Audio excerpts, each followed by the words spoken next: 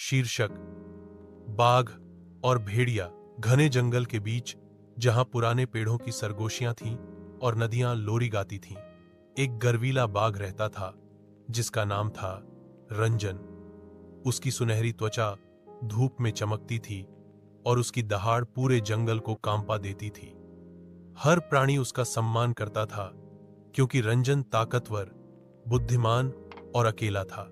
एक दिन जब रंजन एक शांत बहती धारा से पानी पी रहा था तो एक दुबला पतला सा भेड़िया वहां पहुंचा। उसका नाम था कैल, जो अपने उत्तरी झुंड से भटककर नए घर की तलाश में आया था। तू मेरी धारा से पानी पी रहा है, रंजन गुर्राया। कैल डरा नहीं, बोला, मैं धरती से पीता हूं, जैसे हम सब करते हैं। मैं लड़ने नहीं, शांति लाने आया हूं। भेड़िए की निडरता से प्रभावित होकर रंजन ने उसे रुकने दिया।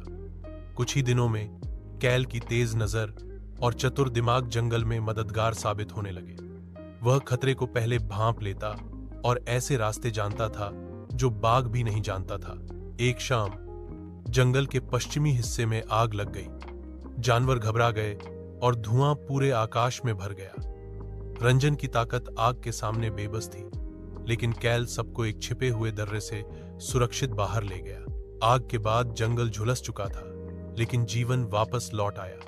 रंजन, जो हमेशा अकेला था, अब भेड़िए के साथ खड़ा था। तू मेरी जाति का नहीं है, रंजन बोला, लेकिन अब तू मेरा भाई है।